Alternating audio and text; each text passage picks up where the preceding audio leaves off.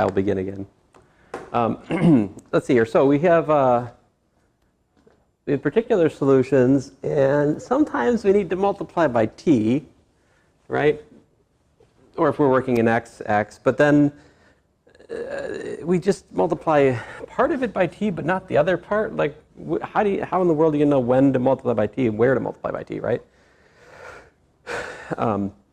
This is where the method of annihilators comes into play and is super helpful. So I think this one we can get rid of, and I'll show you the method of annihilators here. All right, so the basic idea here is that we can take a particular kind of non-homogeneous differential equation and we can convert it to a homogeneous differential equation in constant coefficients. And since we know how to solve any of those, we can solve it. And the beautiful thing is that solution is going to contain in it the right template solution for the particular solution. So let me show you how it goes. So for let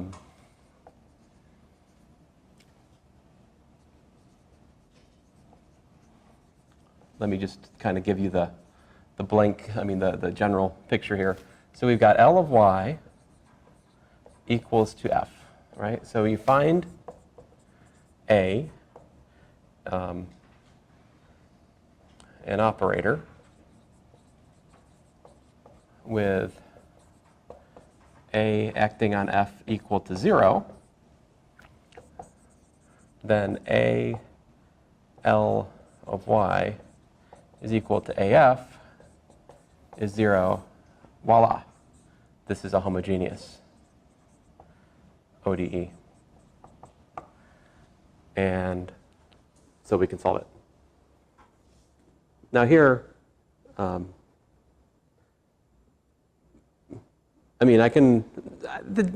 method has more generality than we study. But we're mostly interested in the case that L is a polynomial in the differentiation operator, and F has an annihilator of the same kind of form. So like, let's see here, what example I'm on. I can't see. What's that? 5, okay. So example 5. So we had d squared plus 3d, right, acting on y equals to t plus e to the t, all right? So this was my f, all right?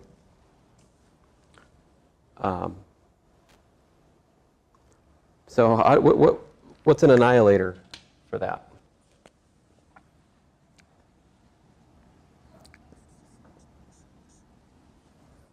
How do you kill t? Where's t coming from? T is coming from lambda equal to 0 2 times. So I put a d squared.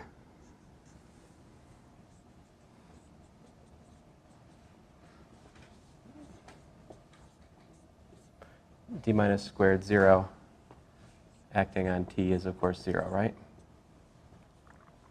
How about e to the t? Where this is from lambda equals to 1, right? It's the solution of d minus 1, right, from our lemma yesterday,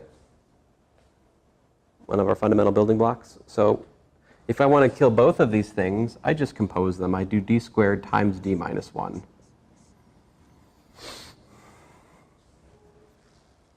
This is what's called the minimal annihilator for f. I say minimal because it's the smallest order differential operator, which is going to kill off that function in a non-trivial fashion. You could take that and multiply it by pretty much anything you like, right? If I take this and multiply by like d squared plus 1, it would still annihilate the function f, but that's not what we want. The minimal annihilator. All right. Okay, so you take this, operate on that equation. What does this give us? It gives us d squared d minus 1. This factors into what? D times d plus 3, right?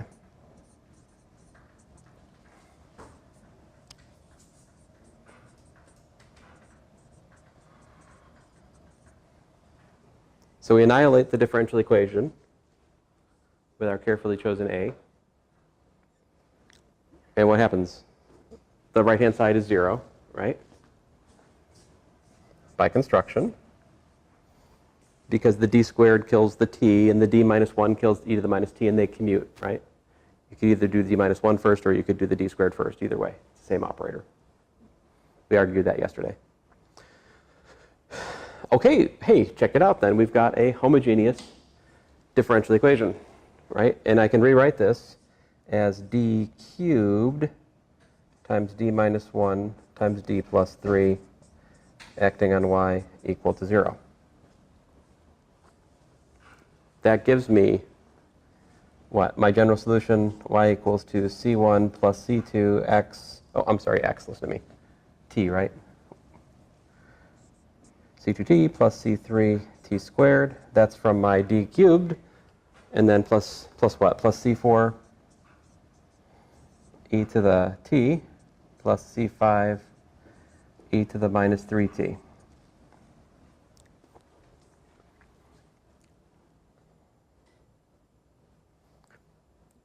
That will be the template for a general solution to the problem. Now, part of that we don't really want to put into our YP, right? Part of that's the homogeneous solution. So to figure out which part's the homogeneous solution, well, we just go back to yesterday, right? What's the homogeneous solution to this? It's C1 plus C2 e to the minus 3t, right? So we don't, this piece and this piece go together to make the homogeneous solution. And I don't know about you, but the thought of doing algebra in C2, C3, and C4 does not excite me. So instead we say, okay, so YP is equal to AT plus BT squared plus CE to the T. Now, as you can see, my labeling is a little bit different than I had before the break, but that's the same template, right? I mean, I flipped the A and the B. Here, just to make it less. There you go. Now it's exactly the same stupid lettering. It's immaterial which you call A, B, and C. When you do the algebra, each of those letters plays a certain role. If you relabel it, it will be the same role, right?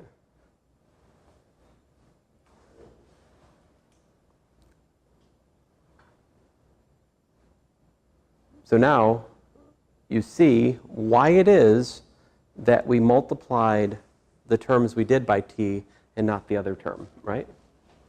The annihilator method guided us to that. It says to multiply the terms attached to the lambda equal to 0 piece by t, but not the term attached to lambda equals minus 3. Does this make sense? Let's look at another example of the annihilator method before I...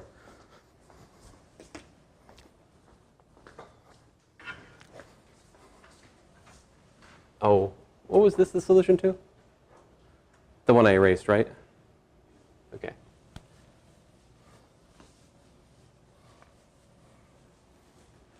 Let me look at an even simpler example. So we did y prime prime plus y equal to cosine t, right? So this was d squared plus 1 y equal to cosine t, right? This one's kind of funny in the sense that the annihilator and the operator defining the differential equation can actually be, they're actually the same thing. So like this is annihilated by what?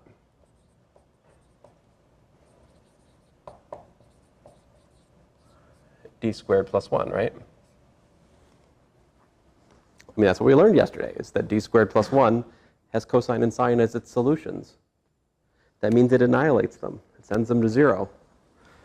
So I make that my A. It just so happens that it's also L. It's coincidence, but, you know. So we get d squared plus 1 times d squared plus 1 y equals to d squared plus 1 cosine t, right? And so what's that give us? That gives us d squared plus 1 squared, acting on y equals to 0. And so I found a related homogeneous differential equation that corresponds to my given non-homogeneous differential equation, right? It's fourth order. We can write down the general solution to this, right? What is the general solution?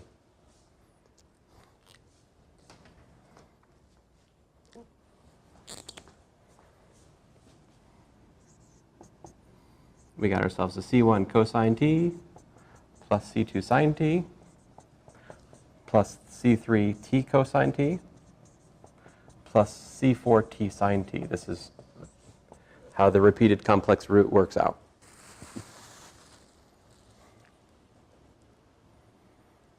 Now we just do the same thing we did in my previous example. We go, oh, okay, well, this is the homogeneous solution. We don't really need that in the particular solution, right? And this piece over here should be the yp that I want. So I make yp equal to t times a cosine t plus b sine t. So you see why we had to multiply by t there, the whole thing.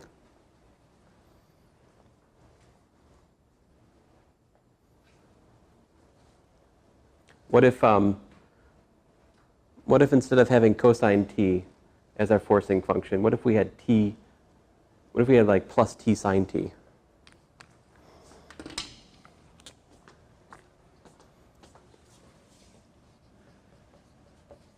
What if I had y prime prime plus y equal to t sine t? Well, let's say t sine t plus cosine t. So this comes from lambda equals to I twice. That's the insight that I have. I can understand what the annihilator should be by thinking about the solutions that we derived yesterday and thinking backwards. It's the backwards question, right? Given a solution, what differential equation takes it as its solution, right? Because that differential equation suggests an operator, in fact, an annihilator, for that function. So when I see t sine t and cosine t, to me that suggests, oh, okay, I will let lambda equal, so that's actually going to be d squared plus 1 squared is my annihilator. So when I annihilate both sides, I get d squared plus 1 cubed on y equals to 0, which suggests that my solution c1 cos t plus c2 sine t plus c3 t cos t plus c4 t sine t,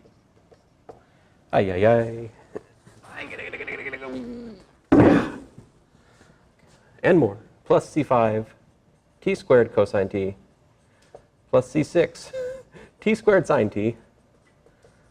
It's awful. So what would the correct particular solution template be here?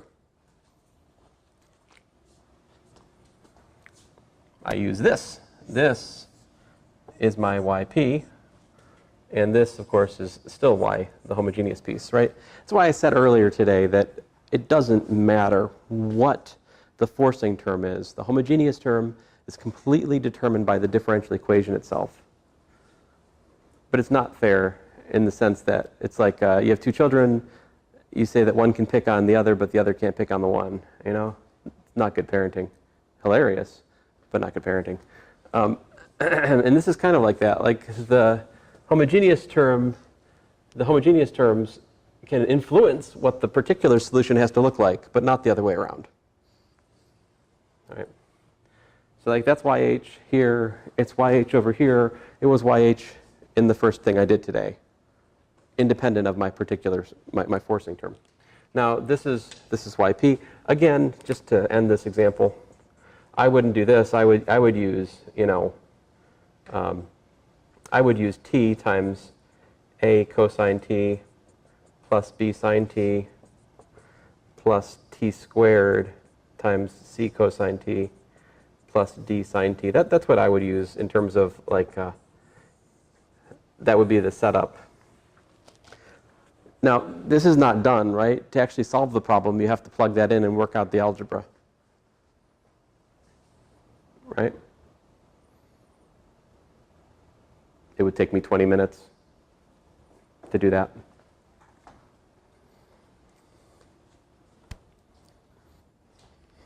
All right. Let's just try for a lightning round, okay? So what I'm going to do is I'm going to make a table over here, and I'm going to put some functions, and I'm going to ask you guys to tell me what the annihilator should be for those functions, all right?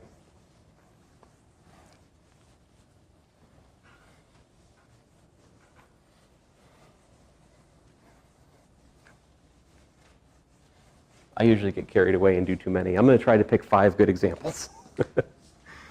So here we go. Annihilation. Kind of a foreboding example. Let's see here.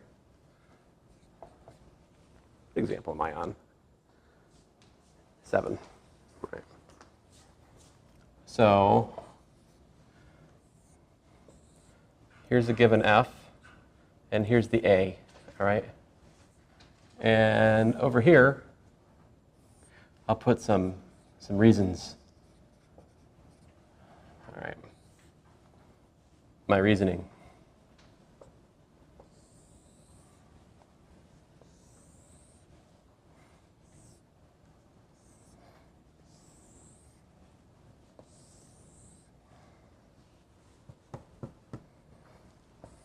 And then, for fun, we'll put, I don't know, y prime prime plus 2y prime plus y equals to f has yp equal to blank.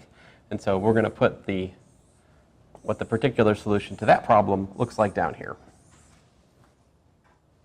We're not going to work it out. We're just going to start it. Past this, of course, it's not the end point, right? You'd have to take that, plug it back into the differential equation, and work out the details to actually solve the problem, and add the homogeneous solution like we did at the start of today. So here I'm just trying to focus our attention on the part which I think is tricky. Okay? All right, so let's see here. I guess first of all, we should notice that this is actually what?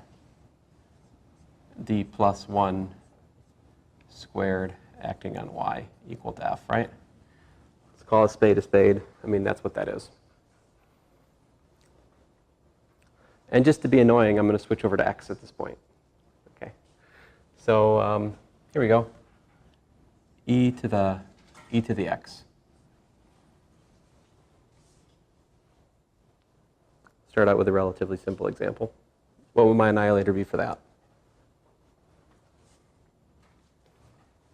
Ooh, e to the x is lambda equals to 1, aka it's coming from a d minus 1 factor, right? So that, my annihilator, d minus 1. So in this case, we have a l y equal to d minus 1 cubed, right? And so that tells me that my, I'm sorry, I can't write that all out here. I just have to write the answer. So yp would be, and this is going to get me into trouble eventually here, but I believe, yeah, x squared, ax squared. Oh, yeah, that's an unfortunate thing. Let me say bx squared, e to the x, yeah.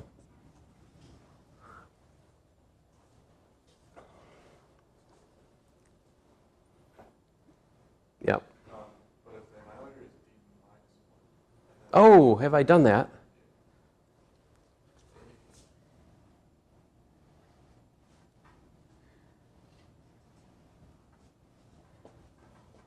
I mean, I had two choices, right? I could either put a minus up here. Sorry about that, though. Yes, that is a very, very helpful comment. Thank you.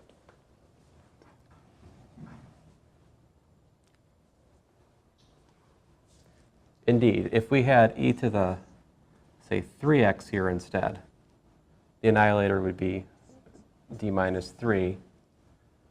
And so we'd have d plus 1 squared times d minus 3, right? And that would tell me yp is a e to the 3x. It'd just be that. You might say in the first one we had a double overlap, right? All right, let's try another one. E to the minus x cosine of 3x.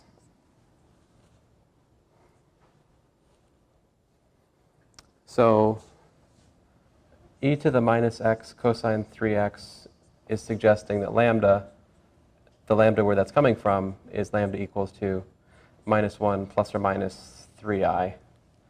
That is giving me the differential operator d plus 1 squared plus 9.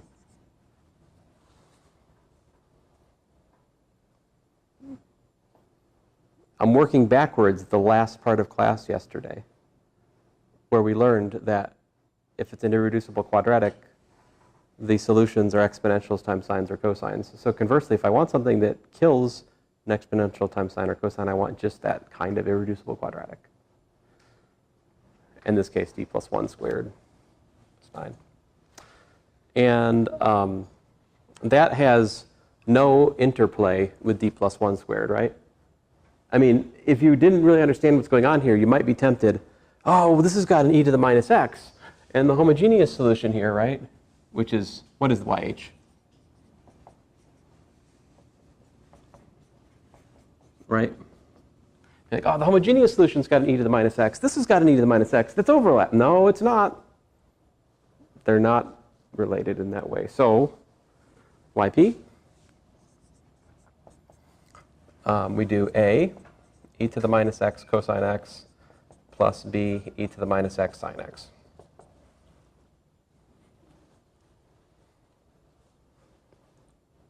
If you had something like e to the minus x plus 3 e to the 3x, what you do is you do d plus 1 times d minus 3 for something like this. You just compose the annihilators we had earlier in the list, right? And so AL is going to be what? AL is going to be, you know, d plus 1 cubed times d minus 3. So this time we get YP is, you know, B x squared e to the minus x plus C e to the 3x. I'm sorry, this is an unfortunate thing. I can't, I use A in two really different ways here. I'm sorry about that. Capital A, when it's an operator, I'm talking about the annihilator, right? Capital A, when it appears as a coefficient, is what? It's just an undetermined scalar variable. And I use a capital A for both. I'm sorry. They're so different in their role, it doesn't confuse me. If it confuses you, I'm so sorry. Don't use capital A for a variable for your coefficient then. Start with B, you know? Sorry about that. I committed this offense here and here. This is a really different use of A than that, right? All right. But this right here is the method of superposition. It says that if you want, by the way, well, this is not quite it. To be more specific, what's superposition? I should talk about that. We earlier today solved, oh man, I've erased them at this point. Curses. You guys are going to have to tell me The first one we solved, what was it? Y prime prime.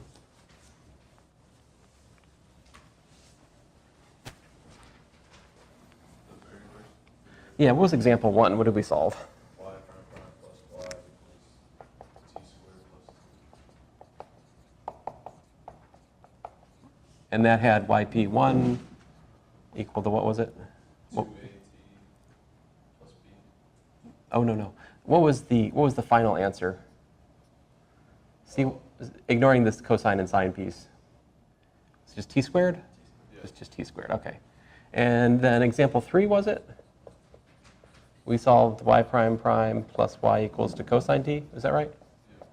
And we found that yp2, I'm calling it yp2 now, it was 1/2 sine t, is that right? 1/2 t sine t, yeah. I'm just focusing on the particular part of the solution, okay? I mean, I used yp for both of those. Well, the method of superposition says the following.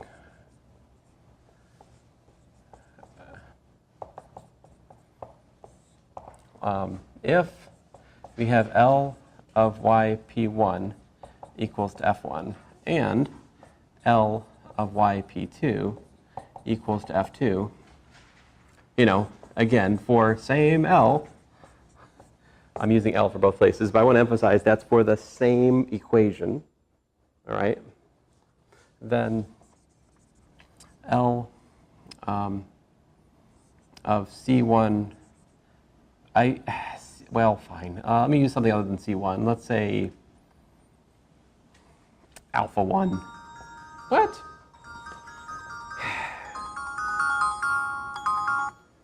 Hello? Hello? All right.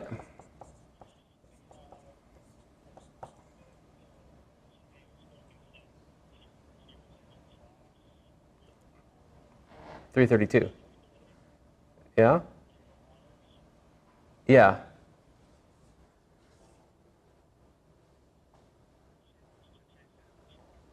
Oh, okay. Hey, let me call you back about this, okay? Okay, that's right, man.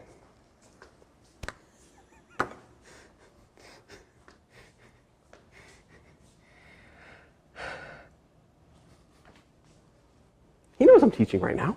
Let's see. Maybe he doesn't. Let's see here. Where was I?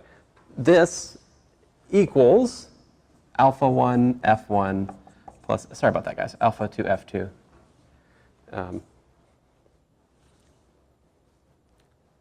In other words, if I can find the response of a system to one force, and if I can find this response of a system to a second force, then if I have some linear combination of those forces acting on the system, the particular solution is the corresponding linear combination of those particular solutions.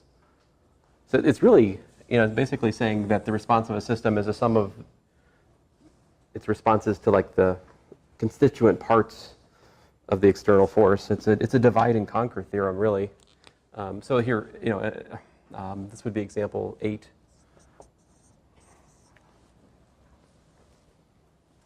I guess there were just 4 examples here. Sorry about that.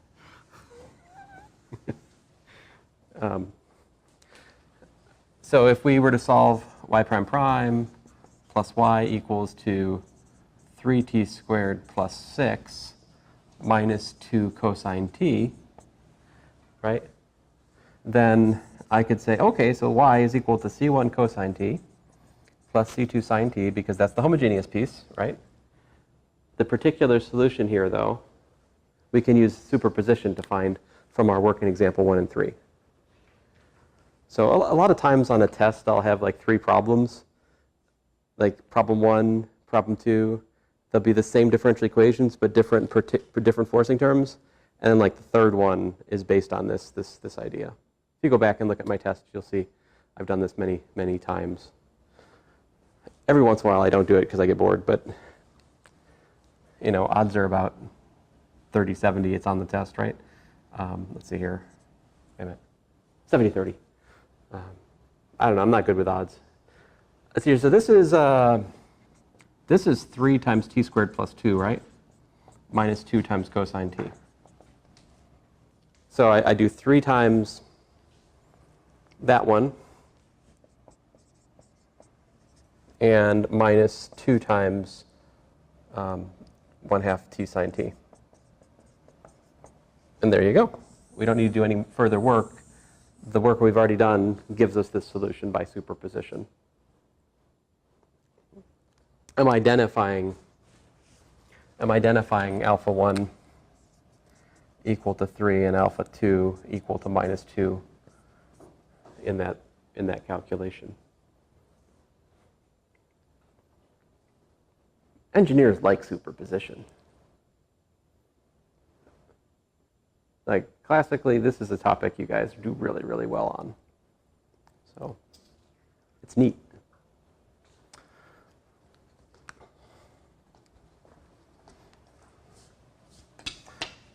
All right, well, that's about it. That's about all I got to tell you about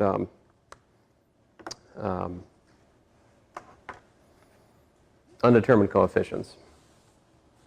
I mean, you need to spend many hours calculating this before you really have mastered it. It's just the nature of the game.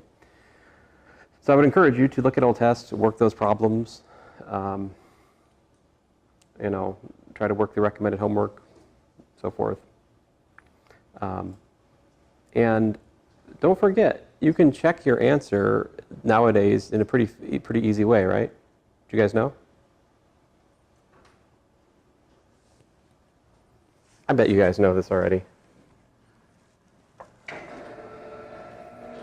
I would be shocked if you were not aware of this.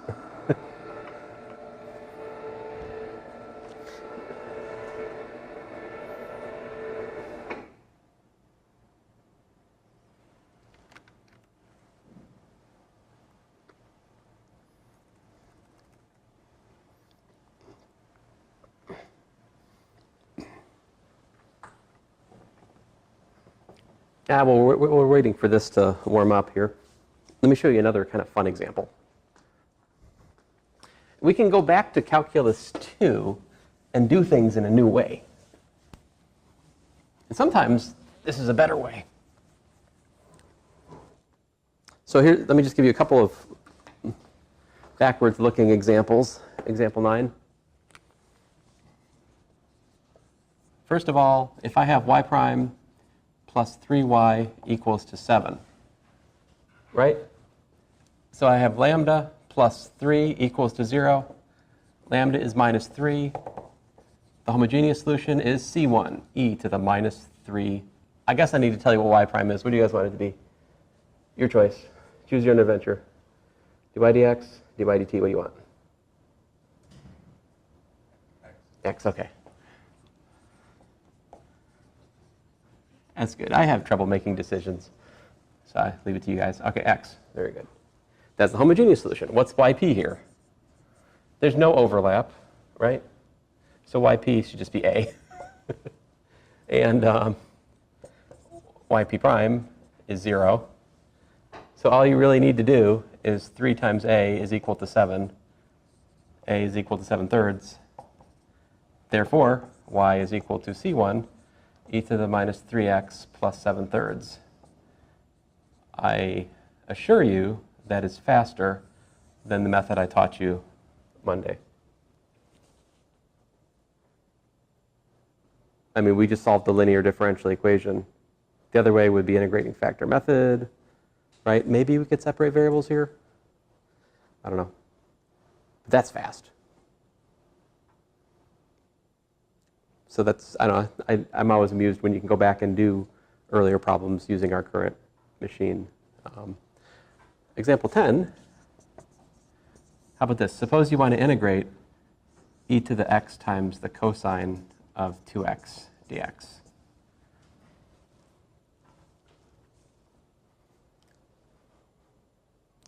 So you guys know the story. You do integration by parts twice. It loops back. Pain, right? But if we call this thing y, right, we're just trying to solve the differential equation dy dx equal to e to the x cosine 2x, right? So if you look at this, we have a homogeneous solution of C1 because we just get lambda equals to 0, right? This is lambda equal to 0. That's my characteristic equation. So the homogeneous term is just C1, right? Is there any overlap between the homogeneous solution and this guy? Clearly no, right? So part of doing the method of annihilators is not actually doing it. It's doing enough of it so that you gain confidence about how to construct particular solutions.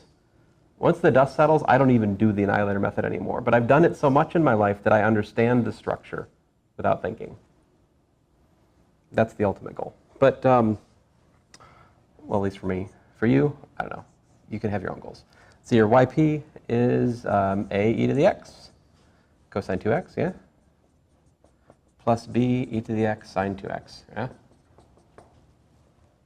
So differentiate. Let me make myself a little bit more room.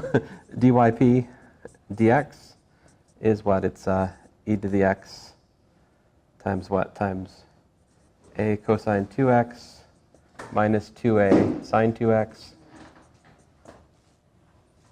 plus e to the x times b sine 2x plus 2b cosine 2x. So collect things together here. We have dyp dx equal to e to the x cosine 2x times what? One of them here, a plus 2b, yeah? Plus e to the x sine 2x times what?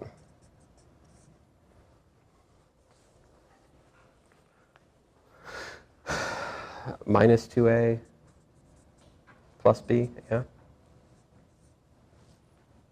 That's equal to what? It has to be equal to e to the x cosine 2x, right? And so we can equate coefficients. What do we get? We have to get a plus 2b from e to the x cosine 2x. What's our? We have a plus 2b here. We got 1 over there, right? And from e to the x sine 2x, we've got what? We've got minus 2a plus b equal to, how many of those over there on the other side? What? How many copies of e to the x sine 2x do you have on the other side? 0, right? Now, for the first time today, I think we actually need to do some algebra. 2 equations, 2 unknowns, right? You can do it. How do you do it? I guess I'll take the second equation. It tells me what? B is what? 2a, which tells me that a plus 2 times 2a is equal to 1. So therefore, a is equal to 1/5, right? So what we found then is that y is 1/5 e to the x cosine 2x, and then b is 2/5, right? Plus 2/5 e to the x sine 2x plus c1. There you go. That is how to integrate the exponential times cosine 2x using our methods.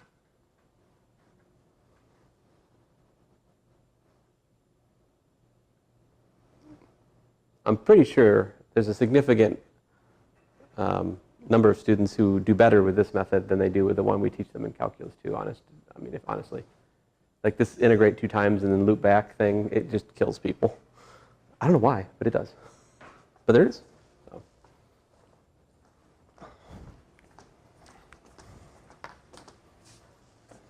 I think I have to change the source again. All right, here we go.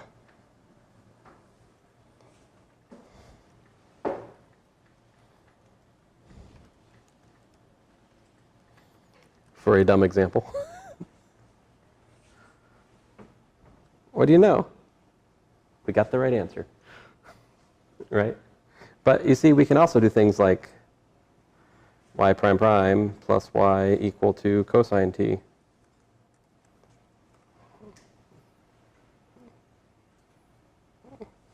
Now, it's also going to tell you things that you may or may not care about, but there's the solution we derived a little bit earlier, right?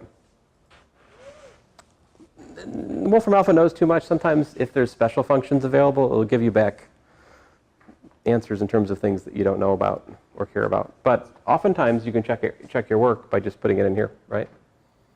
So as you're working your recommended homework, I would recommend you take one extra step and check yourself, right? I mean, odd problems, answers in the back of the book, right? But even problems, you're not alone. Wolfram Alpha will check your work, right? And it costs $0. So it's not bad, right? Yeah. Of course, I'll also try to answer your questions if you got any. All right, so that brings us to the next wrinkle, which is, okay, so what if undetermined coefficients doesn't work? Then what do you do?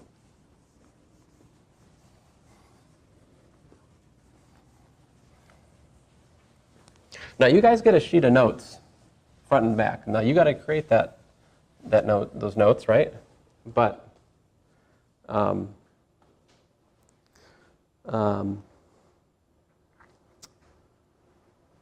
mean, clearly something you want to work on getting on your page is your understanding of the annihilator method, right? How it works, maybe an example or two, that's fine. I mean, you can put scripture there if that's helpful to you. Yeah. Yea, though I walk through the valley of the shadow of death, so forth, things like that. Sorry, maybe rosier things. Let's hear. Where was I? Ah, yes. So what if we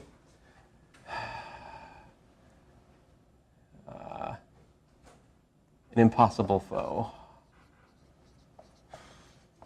impossible enemy.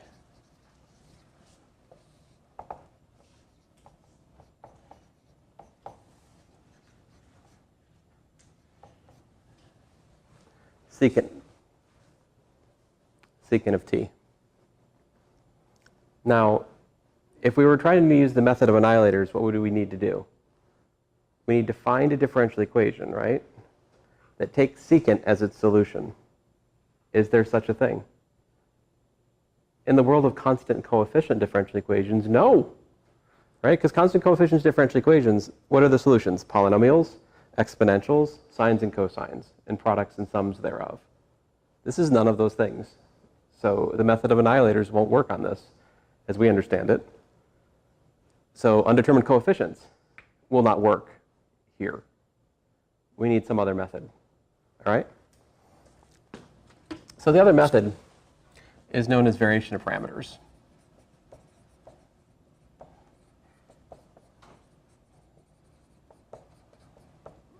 And I usually just derive the n equals 2 case for you guys. So here it is.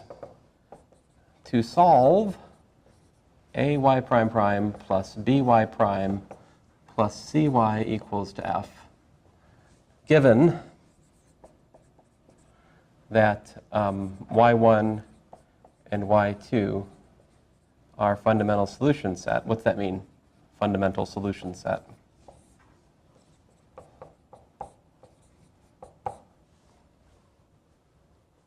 What does that tell you about y1 and y2?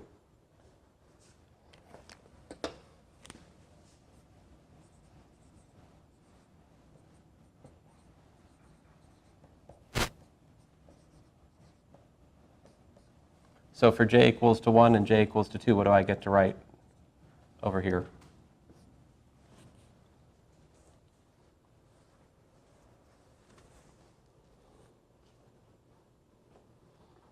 What was the fundamental solution set?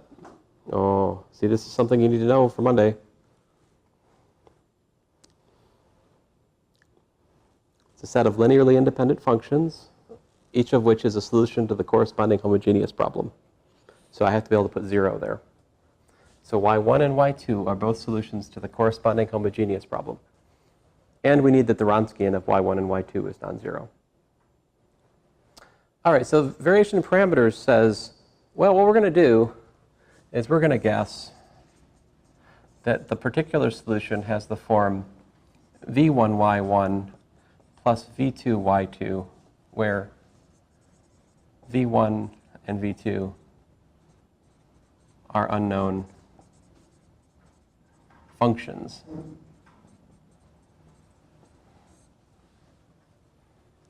So we just up our game a little bit. Instead of using undetermined constants, we use undetermined functions, and we use y1 and y2 as their coefficients because, well, that gives us information about the differential equation. That's not really an explanation, but it sounded good. All right, anyway, I guess the ultimate proof here is that it works, but all right, so getting to work here. So yp prime is what? Unknown functions, right? Product rule. So we get v1 prime y1 plus v1 y1 prime plus v2 prime y2 plus v2 y2 prime. Okay? Let me rewrite that just a little bit. So this is yp prime is, how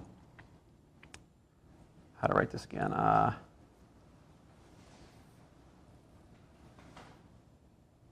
Yeah, so v1 y1 prime plus v2 y2 prime plus, I'll write it y1 v1 prime plus y2 v2 prime. Now, how many of you married? None of you? All right, so as you're looking, supposing you're looking for a wife, seems, it's statistically likely, right? I mean, you may have certain traits that you're looking for, like really, really interested in Scrabble. I don't know. Likes to play with Legos, right? Enjoys Marvel movies. I don't know. Economically, it seems likely. And if you put too many of these things in your list of demands, it may be that there's no solution to the problem, right? But maybe you can put one of those in. And so this is kind of like that. Like, we're looking for this, we have a guess, right? And we can add conditions to that. If we're not too greedy, we may be able to make the guess work, right? So in this, I've done this before, so I know this is not too greedy. But what we do is we just assume that this piece is 0. And it turns out that that constraint is not restrictive. All right? That could be, I mean, in principle, logically, it could be too far. It could be that adding that constraint kills our chances, right? We're bachelors for life. That could be a good thing. Go talk to Dr. Sprano. I don't know. But let's see here. For me, I'm happily married. Let's see here. So yp prime, I don't know how I make this about marriage, but I somehow do. So yp prime prime, I mean, in a society with arranged marriages, this analogy would completely fall down. Yp prime prime is equal to what then? V1 prime, y1 prime, plus V1 y1 prime prime, plus V2 prime, y2 prime, plus V2 y2 prime prime. So I have to do the product rule 2 more times. The other piece is 0, right? So at this point, what we do is we take this guy, right? Maybe I should use a different color coding. But now we're going to plug in these into the differential equation.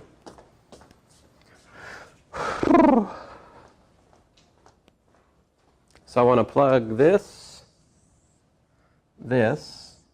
and of course that, up into my differential equation. Right? What's that give me? It gives me A times V1 prime y1 prime plus V1 y1 prime prime plus V2 prime y2 prime plus V2 y2 prime prime, close parentheses, plus B times V1 y1 prime plus V2 y2 prime plus C times V1 y1 plus V2 y2 equals to the function. All right. I'm glad I made that thing boxed to be 0, 0, because otherwise we'd have like 4 more terms already. It'd be really annoying, you know? So that's a nice savings. Now, if you look at this, you can see certain terms should go away, right? Like, look at this. So if we look here, we've got A times what? V1, Y1 prime prime. Over here we've got B, V1, Y1 prime prime. Over here we got C, we got V1, we got Y1, right? So going back up to here, we've got A times Y1 prime prime plus B times Y1 prime plus C times Y1, all times V1, right? So those terms drop to 0 by that condition.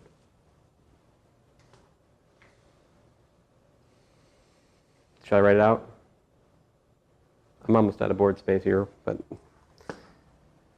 well, I'm a little short in time, so I'm not going to write it out. But those terms underlined in green cancel out because of j equals 1. Likewise, these terms go to 0 by j equals to 2, because y2 is a solution to the homogeneous problem. So actually, all that survives is the things in the first term. In particular, we get A, y1 prime, v1 prime plus A, v1, v2 prime, y2 prime equals to f. Or let me rewrite that equation in a little bit better way. This is really y1 prime, v1 prime plus y2 prime, v2 prime equals to f over a.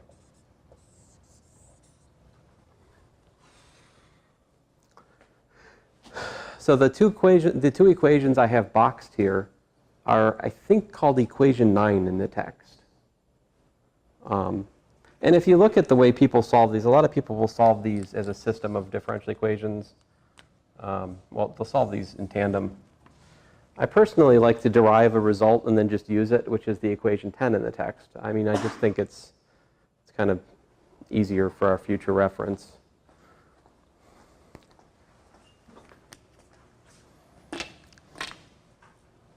So we need to solve the boxed equations.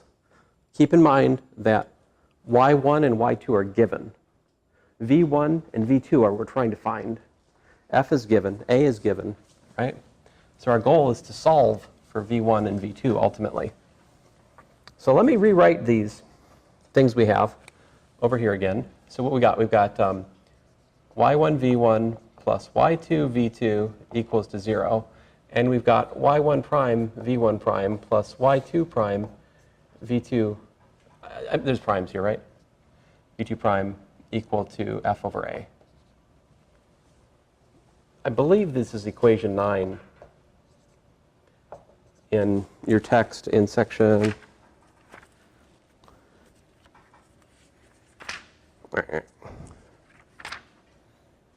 Yeah, page 195 of the 4th edition of Nagel, Saff, and Snyder.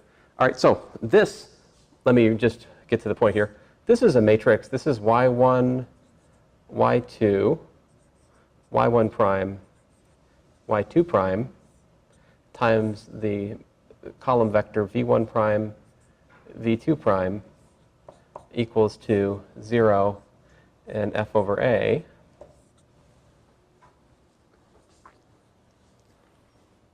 So all I did was rewrite that 2 equations and 2 unknowns instead as a matrix equation, 2 by 2. Now I know you guys may or may not know this yet, but a 2 by 2 matrix equation is really nice in the sense that there's always a formula for the inverse of a 2 by 2 matrix. So here's a known formula for the 2 by 2 inverse. If you take A, B, C, D like this, and you want the inverse matrix of it, the way it works is you just do 1 over AD minus BC. You flip the diagonals, and you put minuses on the off diagonals like so. This is a known formula for the inverse of a 2 by 2 matrix. if you don't know it yet, now is a great time to memorize it or learn it, because it actually comes up fairly often here and there in calculus and differential equations and pretty much any math worth doing. It's there. So I try to encourage students to memorize this. If you haven't seen it before, it's worth memorizing, because it allows us to solve. The thing is, a matrix M, inverse times M, is equal to the identity matrix. This is, inverse matrix. All right? So if I multiply this, if I call this thing M, right? What I have, and if I call this thing V prime equals to, let's call this thing, let me call it G for the sake of discussion, G vector. Then if we have M inverse M V vector prime equals to M inverse G vector, we get what? We get M and M verse cancel, and we get V prime equals to M inverse times the G vector. So what I'm trying to tell you is we can solve this matrix problem by multiplying by the inverse matrix. It's a standard technique. So let me just get right to that. We get V1 prime, V2 prime equals to, now I have to do this inverse formula for this matrix. Do you guys recognize that matrix?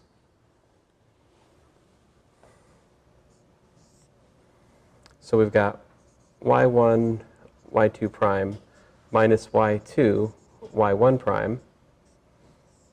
I flip the diagonals, y2 prime, y1. I put minuses on the off diagonals, minus y2, minus y1 prime. And then I have to multiply that by 0 and f over a. So I'm just using the inverse matrix formula to solve this 2 by 2 problem. So what do we get? What's this thing in the denominator, and how do I know it's non-zero?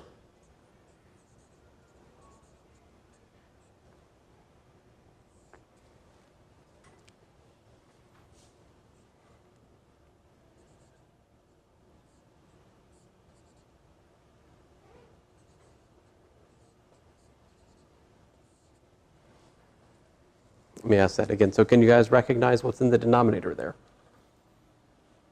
from yesterday? We talked about linear independence of functions. We said two functions will be linear independent. If they're linearly independent, then the Wronskian is, for a solution set, it should be non-zero, right? I mean, that is the Wronskian of y1 and y2. It's the determinant of that 2 by 2 matrix, which I've called M. You see it? So since y1 and y2 are a fundamental solution set, I know it's non-zero. I know this division is fine. It makes sense. So what you see then is you get two equations. You get dv1. Am I using x or t? I've lost track. Did I ever say? Oh, t, I guess, but you could use x too, right? But anyway, so let's say t. So dv1 dt equals to what? Minus y2f divided by a times the Wronskian, y1, y2 prime, minus y2, y1 prime. And dv2 is what? dv2 dt is y1f divided by a times the Wronskian. Now this a, in many problems, is just the constant is 1. So sometimes you don't always see a in the formulas. Now we're almost home free. We were trying to solve for v1 and v2, right? So how do you solve for v1 and v2 here?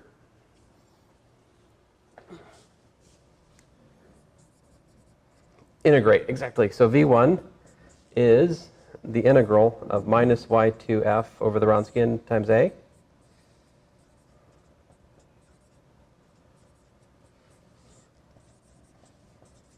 And v2 is the integral of y1f over a times that Wronskian again.